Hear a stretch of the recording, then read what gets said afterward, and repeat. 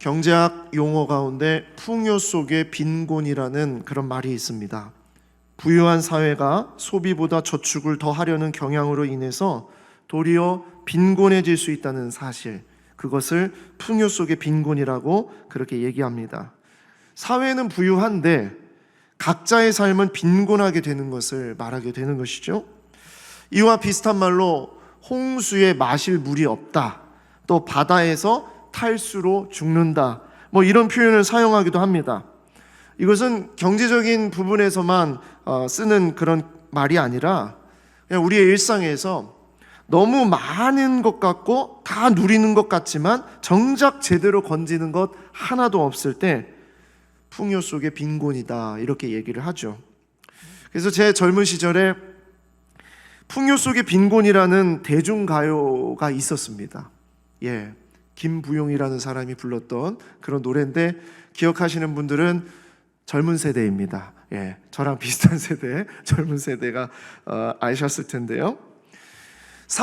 사무엘상의 시대적인 상황이 딱 풍요 속의 빈곤이라는 그런 시대입니다. 이 시대가, 이 사무엘상의 그 배경이 되는 시대가 바로 사사시대인데요.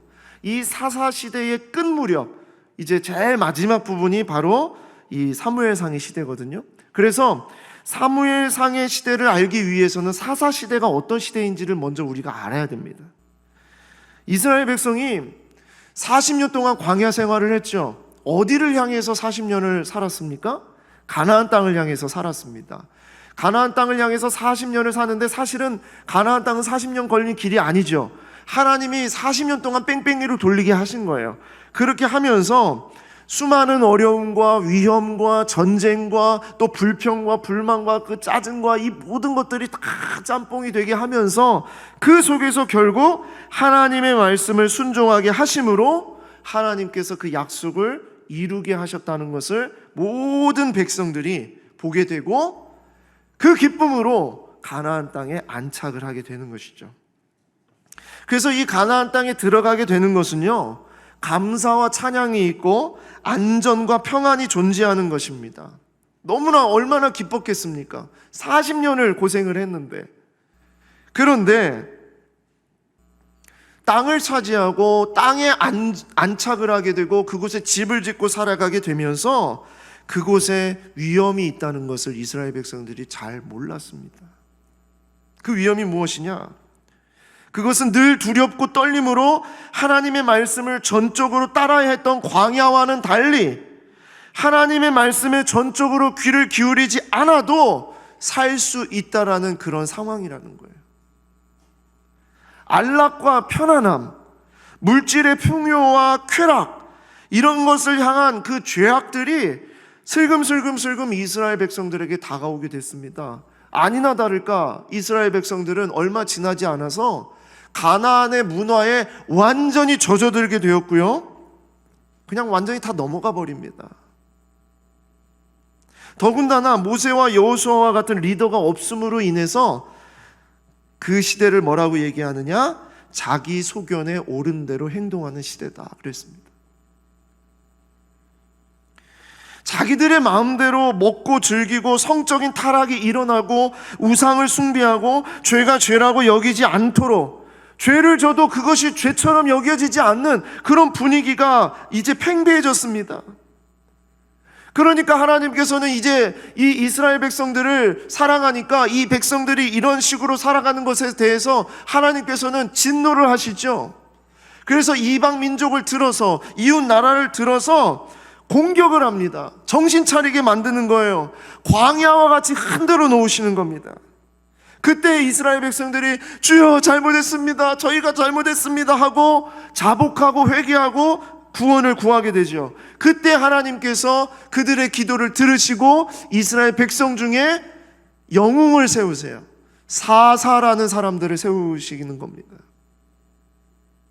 심판자, 리더, 영적인 리더, 하나님의 말씀을 대신 붙잡고 살아가는 사람들, 바로 사사들을 세우게 되는 것입니다. 그래서 하나님은 이러한 사사들을 300여 년 동안 많은 사사들을 두면서 이스라엘을 다스리셨어요. 그래서 사사시대는 사사를 통해 하나님이 직접 다스리셨던 시대였습니다. 신탁 통치, 그러니까 하나님께서 직접 역사하시는 그런 시대였죠. 그래서 하나님이 왕이신 시대였습니다. 이 사사들을 통해 하나님의 살아계심과 하나님의 구원하심을 분명하게 보게 하셨고, 다시 타락하게 되면 하나님의 사사들을 통해서 다시 그들을 회복시키는 그런 일을 하셨어요.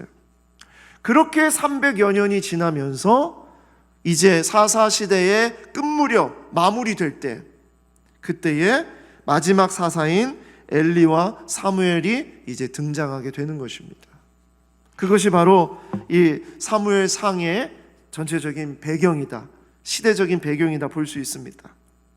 자, 그런데 문제가 무엇이냐? 수많은 사사들이 계속 나오고 수많은 어떤 하나님의 그런 회복이 반복이 되다 보니까 이스라엘 백성들 가운데에서 영적으로 점점 하나님 앞에 둔감해지는 것입니다. 둔해지는 겁니다. 그게 이제 문제인 거죠. 그래서 사람들이 안착을 했죠. 가나안 땅에 안착을 했죠. 그런데 리더는 어때요? 리더는 계속 바뀌죠. 그러면서 또 무너지며 하나님이 다시 세워주시죠. 그러한 경험을 계속하다 보니까 이제 이스라엘 백성들이 점점 뭔가 모르게 그냥 그러려니 하게 되는 시대가 됐어요. 영적으로 둔감한 그런 시대가 됐습니다.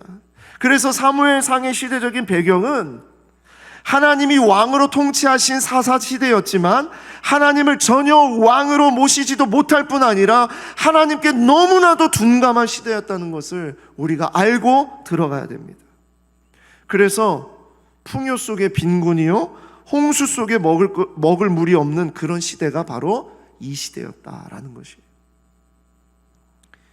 얼마나 그 시대가 하나님께 둔감한 시대였는지 둔감한 사람들이 등장하면서 이야기가 시작이 됩니다. 자, 사무엘상 1장 1절의 말씀, 1절부터 3절의 말씀입니다. 보시기 바랍니다.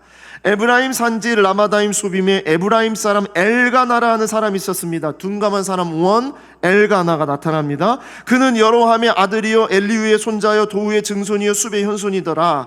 그에게 두 아내가 있었으니 한 사람의 이름은 한나요 한 사람의 이름은 분인나라. 한나가 먼저 나왔기 때문에 아마도 한나가 첫 번째 아내였다 그렇게 생각을 합니다. 그런데 첫 번째 아내인 한나에게는 자식이 없었습니다. 그래서 두 번째 아내를 두었던 것이죠. 이 사람이 매년 자기 성읍에 나와서 실로에 올라가 만군의 여호와께 예배하며 제사를 드렸는데 둔감한 사람 두 번째 엘리가 나타나고 둔감한 사람 2-1 홈리와 2-2 비느하스가 여호와의 제사장으로 거기에 있었습니다. 이 사람들의 이야기가 이렇게 시작이 되면서 그 시대가 얼마나 하나님 앞에 둔감했는지를 얘기하고 있는 거예요. 우선 엘가나는 두 아내를 데리고 있었다고 그랬죠. 일단 두 아내가 있었다는 것 자체가 엘가나가 얼마나 힘들고 어려운 삶을 살았을까 이런 생각을 하게 되죠. 한 아내도 어렵지 않습니까? 네. 근데 두 아내를 그렇게 아내로 살았어요. 그런데 이 두 아내에게는 문제가 있었어요. 한나는 아이를 낳지 못하고 그리고 분인나는 아이를 낳았기 때문에 이 분인나가 맨날 한나를 공격하는 겁니다. 너무너무 힘들게 만드는 거예요. 이루 말할 수 없는 고통을 계속 주는 거예요. 그러니까 한나는 이 일을 당할 때마다 울면서 먹지 않아요. 성경에 보니까 울면서 먹지 않아요. 격분해서 괴롭게 만들 때마다 울면서 먹지 않아요. 이런 일이 셀 수 없이 반복이 됩니다. 그러자 엘가나는 한나에게 이런 말을 해요. 아주 정말 너무나도 멋진 남편의 고백과 같은 그런 말을 합니다. 1장 8절 말씀입니다. 그의 남편 엘가나가 그에게 이르되 한나여 어찌하여 울며 어찌하여 먹지 아니하며 어찌하여 그대의 마음이 슬프냐. 내가 그대에게 10 아들보다 낫지 아니하냐. 되게 멋있는 톤으로 얘기했을 거예요. 그렇죠? 이런 남편 어디 있을까라고 생각할 정도로 멋진 표현이지 않습니까? 근데 사실은 엘가나는 좋은 남편처럼 보였지만 참으로 둔하고 어리석은 남편이었습니다. 그저 한나를 사랑한다는 그 마음 하나로 한나의 슬픔을 어떻게 위로해 주려고는 했지만, 사실은 이런 일들이 계속 벌어지는 것은 바로 엘가나 때문이었어요. 엘가나가 한나를 편애했기 때문입니다. 분인나는요, 아이를 혼자서 그것을 키우는데 외로움이 너무나 많았던 거죠. 남편은 한나를 사랑해. 나는 아기만 키워. 지금 이런 상황이 되어버린 거예요. 그러니까 분인나가 그 외로움과 그 힘듦과 그런 마음을 가지고 누구를 계속 공격하냐면 아기를 낳지 못하는 한나를 계속 공격하는 거예요. 근데 한나가 너무 슬퍼져. 너무 힘들어요. 맨날 울어요. 먹지 않아요. 이런 상황이 되니까, 아니, 엘가나가 딱 한다는 말이, 어찌하여 먹지 않고 어찌하여 울고 있냐, 어찌하여 그대의 마음이 슬프냐, 그것도 모르냐, 이 엘가나 남편이, 이 사람아, 왜 이걸 모르냐, 몰라요.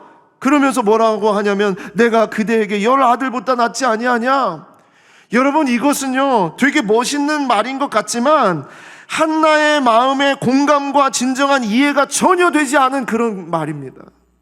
한나가 지금 슬퍼하는 이유가 무엇인지, 한나가 고통스러워하는 이유가 무엇인지 그것을 물었어야 됐어요. 근데 그것을 묻는 것이 아니라 지극히 그 당시에 남성 중심적인, 자기 중심적인 방법으로, 아니, 내가 당신을 사랑하는데 왜 슬퍼? 왜 못 먹어? 내가 사랑하는데. 얼마나 자기가 잘하는지, 잘하고 있다고 아내한테 막 얘기하는 거죠. 아내의 마음을 몰라도 너무 모르는 거예요. 이걸 막 준비하고 있는데 갑자기 누가 딱 떠올랐어요. 어떤 그 인간이 딱 떠올랐어요. 남편이. 장영환. 가끔씩 제가 아내한테 내가 얼마나 당신 이렇게 위해 주는데, 좋아하는데 뭐 이렇게 얘기할 때마다 가끔씩 아내가, 아휴, 진짜 당신이 늘 다 잘하는 줄 알아? 그 마음을 물었어야 됐고, 왜 그랬어야 됐는지, 그리고 미안하다는 말을 해야 되는데 그걸 말을 못하고, 내가 얼마나 잘하는데, 내가 당신 편인데, 맨날 이런 얘기만 하니까. 엘가나는요, 좋은 남편인 것 같고 괜찮은 남편인 것 같은데 마음을 몰랐던 남편이었어요. 꽉 막혀 있었던 거죠.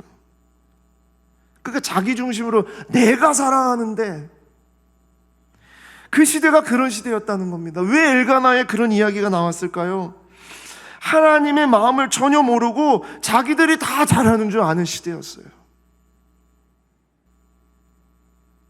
저 사람은 속이 뒤집어져서 막 난리가 나는데, 내가 잘하고 있는데 왜 그러지? 하나님 왜 그러시지? 그런 거. 그리고 한나의 마음을 이해하지 못하는 사람은 엘가나만 있었던 게 아닙니다. 아까 말했던 두 번째 사람, 그렇죠? 엘리. 이 엘리는 제사장이었고요, 당시에 하나님의 소리를 들을 수 있었던 사사였습니다. 그런데 그는 하나님의 마음을 알지도 못할 뿐만 아니라 한나의 마음도 알지 못하는 거예요. 한나가 너무나 슬프고 힘들어서 기도하러 올라왔는데, 그 기도하는 모습을 보면서 1장 13절 14절에 이렇습니다. 한나가 속으로 말하며 입술만 움직이고 음성은 들리지 아니하므로 엘리는 그가 취한 줄로 생각한지라. 엘리가 그에게 이르되 내가 언제까지 취하여 있겠느냐, 포도주를 끊어라. 전혀 딴소리를 지금 하고 있는 거예요. 이렇게 아파하고 울고 있으면 왜 아프냐고, 왜 울고 있냐고 물어봐 주는 것이 먼저죠. 그런데 자기 판단으로 그냥, 아니, 포도주 먹었네, 술 먹었네, 지금 뭐 하고 있는 거야, 정신 똑바로 차려 하면서 그렇게 혼을 내고 있는 겁니다. 남편이 알아주지 못하면 당시의 제사장이자 영적인 리더였던 엘리라도 한나의 마음을 알아주어야 했잖아요. 당시에 이 상황을 보고 한 신학자는 이렇게 비판을 했습니다. 엘리, 그는 마음을 느끼기보다는 입술을 보았고, 네, 한번 보여주십시오. 엘리, 그는 마음을 느끼기보다는 입술을 보았고 심오한 영성은 신령한 것에 깊이 빠져드는 것이어야 한다고 생각하면서 여호와가 말씀하실 때 듣지 못했다. 또한 자기 아들들이 제사 제도를 남용한 것을 비판했지만 그들의 수입으로 배가 불렀던 인물이다. 당연한 것이지만 결국 그의 화려한 경력은 아무것도 아닌 사람, 사회적으로 무기력한 시골 여인 한나와 한 아이 사무엘에게 추월당하고 말았다. 이게 엘리에 대한 평가입니다.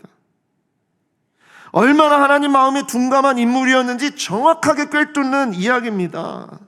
엘리는 하나님의 소리를 듣지도 못하고요, 자식의 범죄를 단호하게 멈추지도 못하는 둔감한 자였다는 겁니다. 그리고 그가 얼마나 둔감했냐면 자식들이 범죄하고 자식들이 엉망진창으로 그렇게 자기들 마음대로 제사장짓 하면서 그렇게 살아가고 있을 때에 아버지는 자기가 직접 그것을 판단하지 못하고 사람들이 하는 말을 듣고, 얼마나 둔감해요.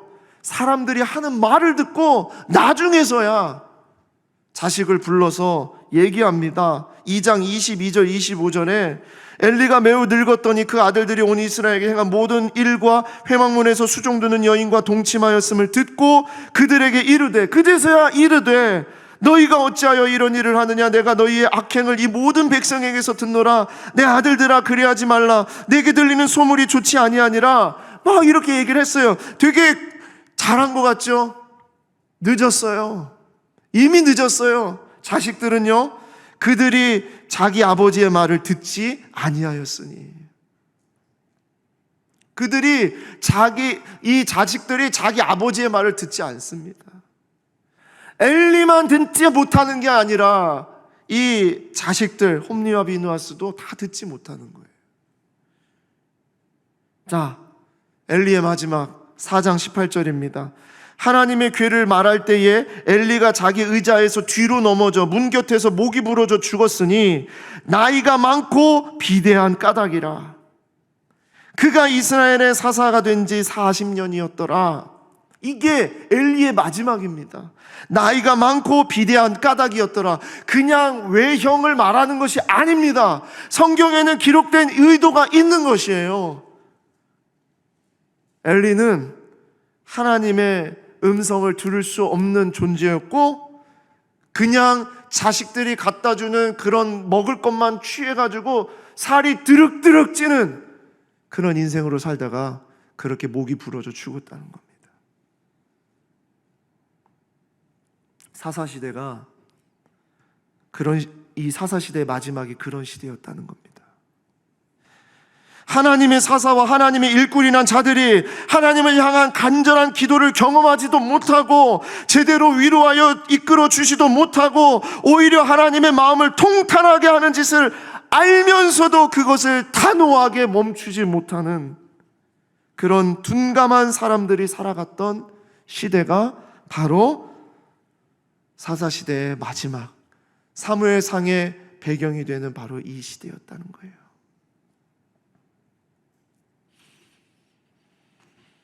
하지만 희귀하면 더 가치가 빛나는 법인 것처럼, 어두울수록 빛은 더 선명하게 비치는 것처럼, 하나님은 하나님의 빛을 결코 희석하거나 옅게 드러내지 않으시고, 작은 빛일지 모르나 그 속에 이 세상을 뒤집어 놓을 놀라운 하나님의 역사를 계속 이어가시는 것을 보게 됩니다. 자, 그 이야기가 바로 오늘 우리가 읽었던 본문의 이야기입니다.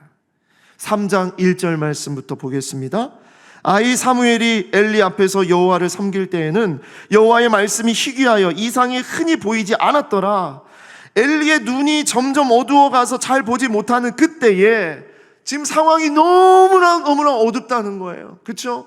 암울하다는 걸 얘기하고 있는 거예요. 어떤 누구도 하나님의 말씀을 듣지 못하는 너무너무나 슬픈 시대를 지금 말하고 있는 겁니다. 그런데 그때에 그가 자기 처소에 누웠고 하나님의 등불은 아직 꺼지지 아니하였으며 사무엘은 하나님의 궤 있는 여호와의 전 안에 누웠더니 4절에 여호와께서 사무엘을 부르시는지라. 여호와께서 사무엘을 부르시는지라. 다 끝났고 회복이 불가능하고 어떤 누구도 하나님의 음성을 듣지 못하는 그러한 상황이 되었는데, 그때 하나님의 눈은 한 아이에게 머물고 있다는 거예요.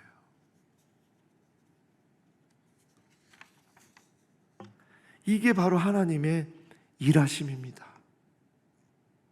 하나님은 절대 둔감하지 않으십니다. 하나님은 늘 하나님의 말씀을 들을 수 있는 사람을 찾고 있고요, 하나님의 말씀은 늘 그에게 부어주시는 거예요. 하나님의 말씀에 둔감한 시대에 민감하게 반응할 수 있는 사람들을 하나님은 찾고 계십니다. 이게 하나님의 일하심입니다. 그 사람이 바로 여러분과 제가 되기를 소망합니다. 그런데 문제가 있어요. 그게 뭐냐? 어린 사무엘이 하나님의 음성을 듣는 법을 전혀 몰라요. 왜냐하면 배운 적이 없어요. 그리고 이런 경험을 해본 적이 없어요. 그래서 3장 7절 말씀에 보니까 사무엘이 여호와의 음성을 듣거나 여호와를 직접 경험한 적이 없었다고 얘기합니다. 그러니까 모르는 거예요. 하나님께서 부르시는데 못 알아듣는 거예요. 그러니까 어떤 일이 벌어지느냐? 3장 4절 5절 말씀에 여호와께서 사무엘을 부르시는지라. 그가 대답하되 내가 여기 있나이다. 사무엘은 즉각적으로 대답하는 친구였어요. 내가 여기 있나이다 하고 엘리에게로 달려가서 이르되 당신이 나를 부르셨기로 내가 여기 있나이다 하니 그가 이르되 나는 부르지 아니하였으니 다시 누우라 하는지라. 그가 가서 누웠더니 얼마나 어처구니 없는 일입니까? 그렇죠? 이 일을 몇 번이나 하냐면 3번이나 반복을 합니다. 이렇게 한밤중에 3번이나 반복을 하는 것이에요. 무엇을 얘기합니까? 엘리가 그렇게 둔감했다는 겁니다. 이 말씀, 여호와의 음성은 누가 들어야 돼요? 엘리가 들어야 돼요. 엘리가 듣는 사람이었어요. 그런데 더 이상 이제 엘리에게는 하나님이 말씀하지 않는다는 거예요.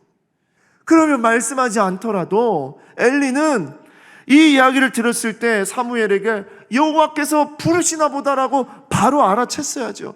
그게 민감함 아닙니까? 그게 어떤 영혼이 정말 이 상황 속에서 어떻게 그 영혼이 하나님을 바라보게 해야 되는지, 그것이 바로 영적인 리더가 해야 되는 일이라는 거죠. 근데 그걸 못해요. 몇 번이나 3번이나 못합니다. 수십 년 사사로 지냈지만 얼마나 그의 마음이 하나님의 음성을 듣는 것에 둔감했는지를 알려주는 대목이죠. 겉으로는 사사였고 제사장이었고 영적인 리더였지만 영적으로 완전히 무뎌진 칼을 가지고 있는, 그저 편안함과 쾌락에 안주한 종교인이었다는 것을 얘기하고 있는 것입니다. 그래서 3번이나 반복하면서 하나님은 사무엘을 부르시는 거예요. 사무엘이 들어본 적이 있어야죠. 그렇게 3번이나 이 일이 반복이 되니까 그제서야 엘리가 정신을 차렸어요. 깨닫게 됐어요. 아, 하나님이 너를 부르시나 보다. 3장 8절 말씀입니다. 후반절에 엘리가 여호와께서 이 아이를 부르신 줄을 깨닫고 엘리가 사무엘에게 이르되 가서 누웠다가 그가 너를 부르시거든 내가 말하기를 여호와여 말씀하옵소서 주의 종이 듣겠나이다 하라 그랬습니다. 정말 그래도 감사한 건 엘리가 이제 정신을 좀 차렸다는 거예요. 아마도 엘리의 젊은 시절에 엘리가 처음에 사사를 할 때 하나님이 엘리를 그렇게 불렀던 것 같아요. 그런데 엘리는 다 까먹고 있었던 거죠. 너무 하나님의 말씀을 듣지 못했으니까 까먹고 있다가 이제 정신을 차린 거예요. 야, 잠깐만, 이거 하나님이 너를 부르시나 보다. 이제 정신을 차린 거예요. 그래서 얘기해 준 겁니다. 사무엘은 어떻습니까? 그 얘기를 듣자마자 그 다음에 바로 즉각적으로 말합니다. 3장 10절 말씀에 말씀하옵소서 주의 종이 듣겠나이다. 즉각적으로 엘리에게 달려와가지고 아니 선생님 스승님 또 들렸어요. 지금 제가 대답해야 하는 거 맞죠? 이런 거 확인 안 하는 거예요. 즉각적으로 하나님 앞에 말씀하옵소서 주의 종이 듣겠나이다. 그리고 그 시간부터 하나님은 어른이었고 제사장이었고 사사였지만 엘리에게 말씀하지 않으시고 이 작고 미숙한 아이 사무엘에게 하나님의 통치를 이뤄 가시는 것입니다. 3장 19절 20절에 이렇게 말씀하시죠. 사무엘이 자라매 여호와께서 그와 함께 계셔서 그의 말이 하나도 땅에 떨어지지 않게 하시니 단에서부터 브엘세바까지 북쪽 끝에서부터 남쪽 끝까지 온 이스라엘이 사무엘은 여호와의 선지자로 세우심을 입은 줄 알았더라. 이 말씀은 우리에게 엄청난 충격과 강력한 메시지를 전하고 있습니다. 저는 이 말씀을 들으면서 너무너무 가슴이 막 쿵쾅거리고 아프면서도 눈물이 났어요. 왜냐하면 우리가 살아가고 있는 시대가 너무 그 시대하고 비슷한 거예요. 우리가 너무나 엘리와 홈리와 비느하스와 너무나 비슷한 거예요. 교회는 많은데, 기독교인은 정말 많은데, 하나님을 믿는다는 사람들은 무리로 군중으로 너무나 많은데, 그런데 진짜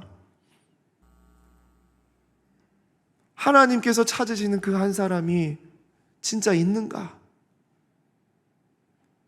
하늘을 날게 되면 하늘에서 비행기로 이렇게 보면은 수많은 십자가들이 정말 그렇게 세워져 있고, 어디를 가든지 교회가 세워지고 어디를 가든지 예수 믿는다고 하고 그렇게 하는데,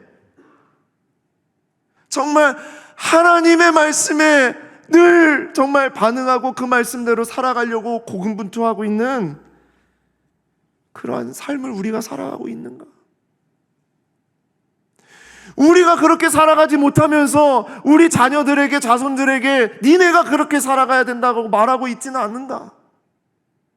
그리고 아파하는 사람, 힘들어하는 사람, 외로운 사람, 정말 그런 사람들이 눈물을 흘리면서 기도할 때에 그들의 그 마음을 만져주면서 그들을 위해서 기도해 줄 수 있는 정말 그 한 사람이 있는가?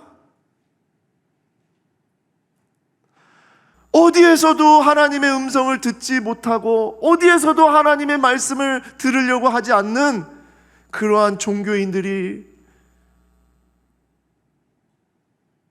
기독교인들이 얼마나 많습니까?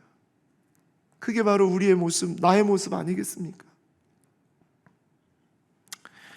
그러면서 하나님께서 이 말씀을 왜 우리에게 지금 주셨을까? 늘 우리의 질문은 그거잖아요. 하나님은 왜 이 말씀을 우리에게 주셨을까?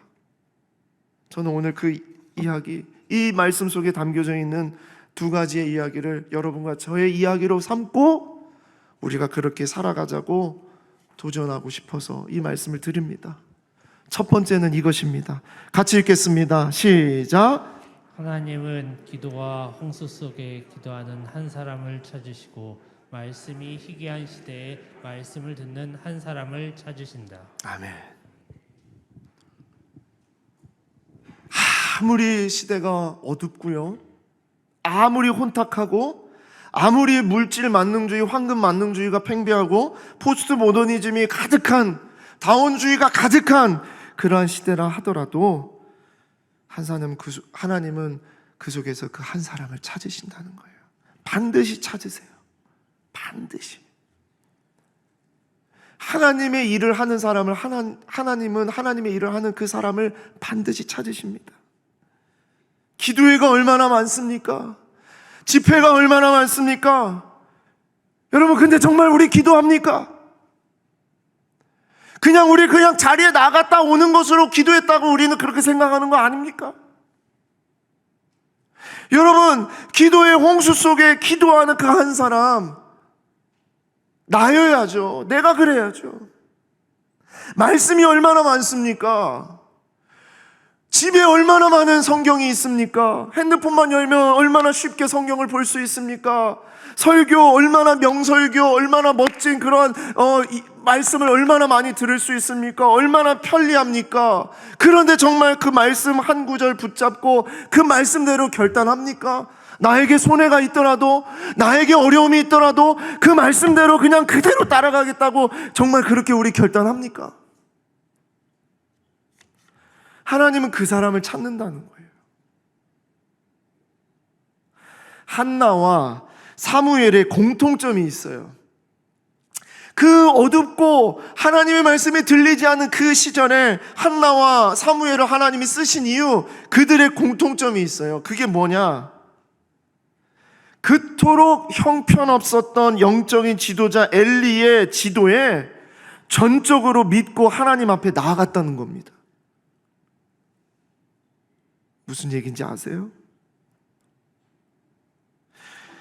1장 17절 18절에 한나가 너무 마음이 아프고 힘들어서 나왔잖아요. 근데 엘리가 대답해주고 엘리가 얘기해준 내용은 정말 아무것도 아니었어요. 그냥 뭐라고 하냐면, 엘리가 대답하여 이르되 평안히 가라.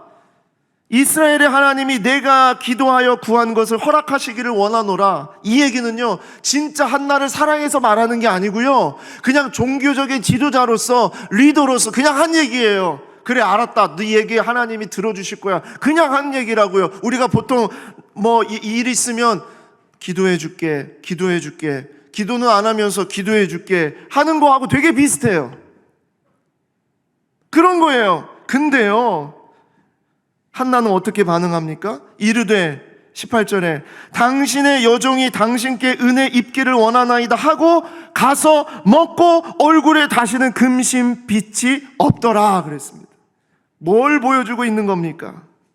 엘리의 말을 듣고 가서 그렇게 둔감하고 그렇게 하나님 말씀 듣지 못하는 그런 영적인 리더의 입에서 나온 말이었지만 그 말을 뭐 했어요? 하나님의 음성으로 듣고 믿었다는 거예요. 그리고 다시는 근심빛이 없었어요. 이게 하나님의 한나를 사랑하시는 아주 정말 귀한 마음인 거죠. 또 사무엘은 어땠습니까?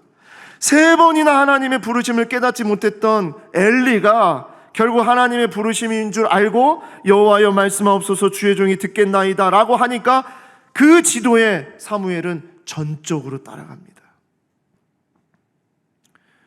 하나님이 쓰시는 사람은, 하나님이 관심 있게 보는 사람은요, 잔머리 굴리고 손익 따지면서 순종할까 말까 하는 그런 사람이 아니고요, 상황이 이렇다고 조건이 이렇다고 나중에 하면 안 되겠냐고 이런 핑계 대고 저런 핑계 대면서 자꾸 도망치는 그런 사람, 물론 때론 하나님이 요나처럼 그냥 전적으로 그냥 강권하셔서 요나와 같이 말 안 듣는 그런 친구를 들어서 쓰기도 하지만, 하나님은 어디에 관심이 있느냐?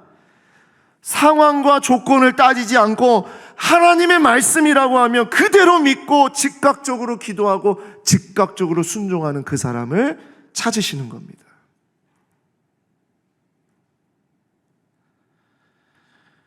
지금도 그 사람을 찾아서 하나님은 계속 사용해 나가시는 줄 믿습니다. 때로는 형편없는 말이었어요. 당연한 말이었어요. 누구나 다 할 수 있는 말이었어요. 그냥 사람들이 하는 얘기였어요. 그런데 어떤 사람은 그 말 속에서 하나님이 나에게 주시는 마음이 이런 것이구나를 찾으려고 하는 사람이 있어요. 세상의 친구들이 한 말이었고 정말 전혀 종교적이지 않은 그런 자리에 있음에도 불구하고 하나님이 하시는 말씀이구나, 하나님이 뭐라고 말씀하시는지를 귀 기울이려는 그런 사람들이 있단 말이에요. 그런 사람은 그냥 축복을 주어가는 겁니다. 축복을 주어가는 거예요. 나중에 할게요. 아유, 이거 좀 힘들 것 같은데, 어려울 것 같은데, 자꾸 그렇게 하면서 뒤로 빼는 그런 것이 아니라, 힘들지만, 어렵지만, 안 되는 거지만, 그냥 믿습니다. 주께서 말씀하신 대로 될 줄 믿습니다. 그렇게 말할 수 있는 그 한 사람.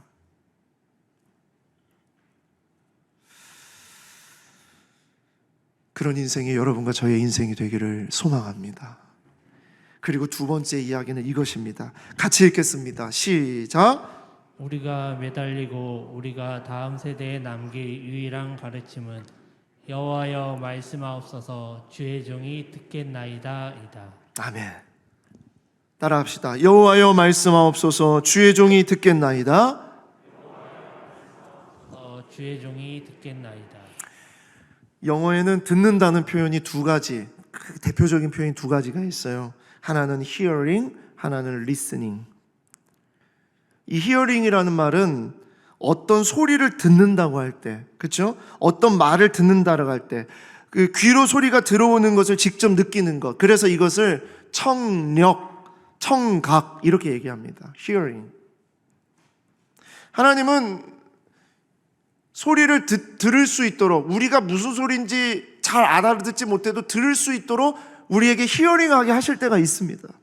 마치 어린아이가 이게 무슨 가사인지도 모르면서 어린 아기에게 우리가 음악을 틀어주는 것처럼, 그 히어링이죠. 뭔지 몰라요. 그냥 어렸을 때부터 계속 듣는 거예요. 계속 듣다 보니까 그게 무엇인지 나중에 알게 되죠. 그것을 히어링이라고 합니다. 그런데 리스닝은 좀 다릅니다. 리스닝은 집중해서 듣는 것이에요. 이것도 같이 듣는 것이긴 한데 집중해서 어떤 의미인지, 그렇죠? 그래서 이것을 경청이라고 얘기합니다. 리스닝을 청력이라고 얘기하지 않습니다. 경청이라고 얘기합니다. 그래서 이것은 잘 듣고 정확하게 이해하려는 태도, 마음가짐을 리스닝이라고 얘기해요.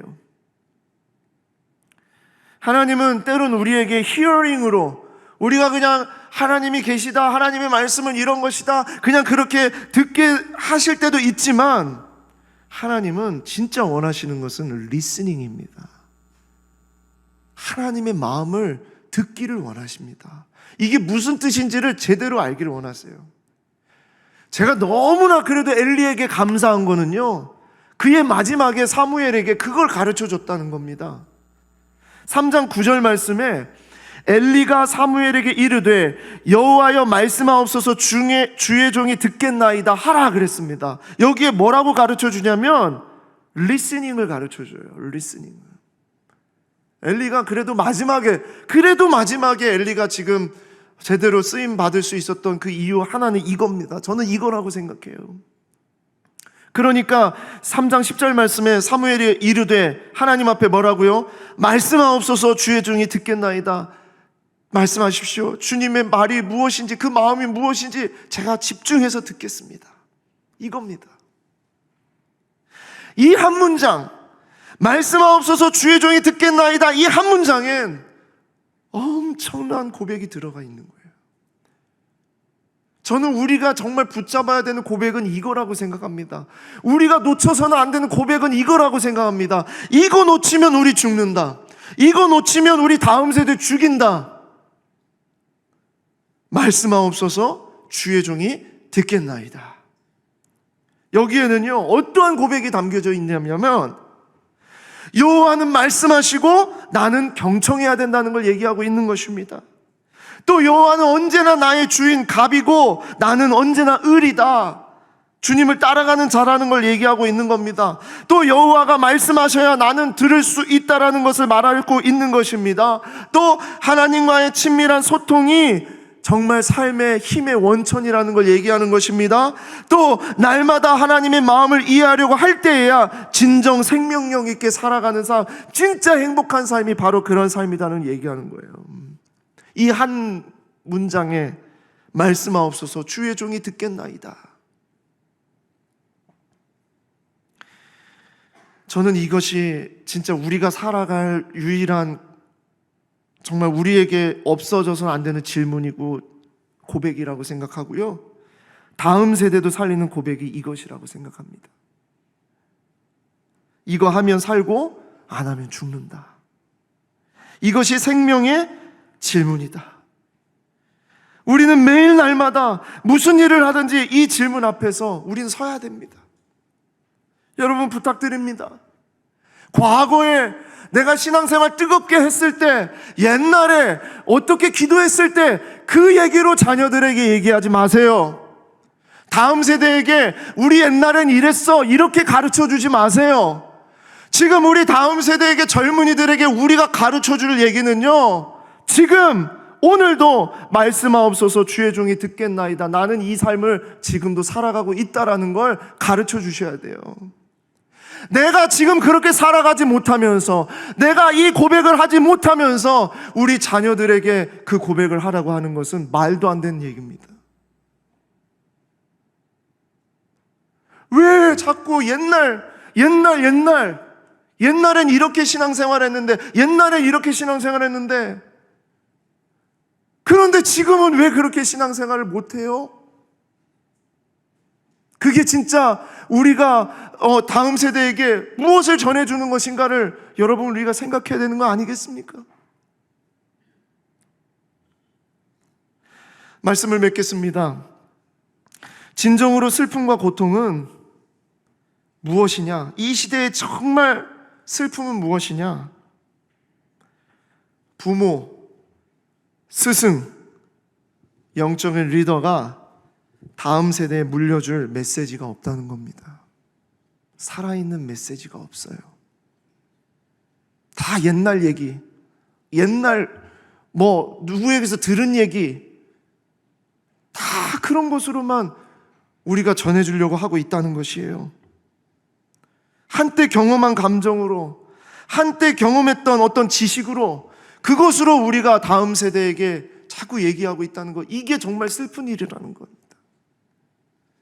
지금 다음 세대와 젊은이들은 지금 이야기를 듣고 싶은 거예요. 지금 가슴 뛰는 이야기를 듣고 싶은 거예요.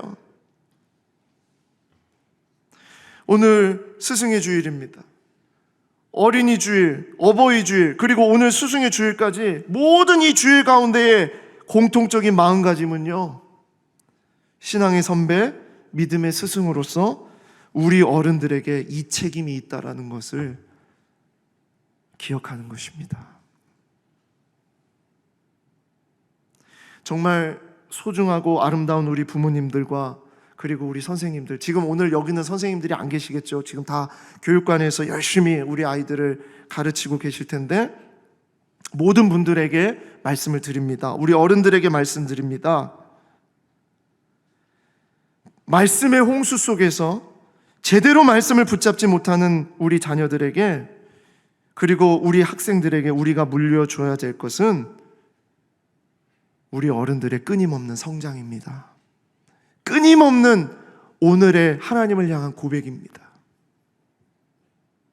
그게 있어야 진짜 우리 다음 세대 살리고 젊은이들 살립니다. 어떤 분들이 그래요. 아니, 선생님 어떻게 하게 됐어요? 그냥 애들 사랑해서요. 애들 사랑해서 선생님 하는 거 너무 귀한 일이에요. 정말 중요한 요소죠. 하지만 애들을 사랑해서 선생님만 되는 것은 안 돼요. 그러면 안 됩니다, 여러분. 하나님으로부터 오늘도 나에게 부어주시는 은혜와 그 말씀의 깊이와 그 기쁨, 말씀하옵소서 내가 듣겠나이다, 이 고백이 살아있지 않는 한 여러분, 그 선생님은 제대로 된 선생님이 될 수가 없습니다. 무슨 얘기냐? 선생님들이 그런 분들이 계세요. 그냥 아이들만 사랑해주면 되지. 아니요, 아닙니다. 믿음의 리더, 믿음의 부모, 믿음의 신앙의 선배들은 아이들만 사랑해주면 되지가 아니라 하나님 앞에서 먼저 듣는 말씀이 있어야 아이들을 제대로 사랑해줄 수 있는 겁니다. 선생님들이 대예배에 나오지 않고, 선생님들이 어른 예배에 나오지 않고, 선생님들이 어른들과 함께 배우면서 자라나는, 선생님들이 자라나야 되는 그런 현장에 나오지 않으면서 그냥 아이들만 사랑하면 되지, 그걸로는 절대 교사할 수 없어요. 세상의 선생님도 아이들을 가르치기 위해서 배우고 준비하고 그 상황 속에서 그렇게 연단하면서 그렇게 하면서 선생님이 되는데, 정말 우리가 끝없는 성장이 있어야 됩니다. 자라남이 있어야 됩니다. 60이 되고 70이 되고 80이 되셔도 늘 하나님 앞에서 말씀하옵소서, 오늘도 말씀하옵소서, 주의 종이 듣겠나이다. 이 고백이 살아 있어야 된다는 거예요. 그래야 우리 어른들도 살고 우리 다음 세대도 살릴 수 있습니다. 사랑하는 성도 여러분, 정말 우리 이 고백 앞에 우리가 먼저 살아나기를 원합니다.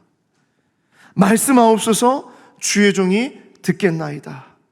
이 고백이 우리 가운데서 살아날 때, 우리가 그런 삶을 살 때, 그때에 이 시대에 사무엘과 같은 그러한 다음 세대가 하나님께서 주목하시고 하나님께서 축복하시고 그를 통해서 하나님께서 역사하시는 그러한 일들이 벌어지는 그러한 우리의 다음 세대가 일어날 줄 믿습니다. 한번 마지막으로 함께 해볼까요? 말씀하옵소서, 주의 종이 듣겠나이다. 말씀하옵소서, 주의 종이 듣겠나이다. 아멘. 이런 마음으로 우리 한 주간 말씀대로 결단하고 살아가는 여러분과 제가 되기를 소망합니다.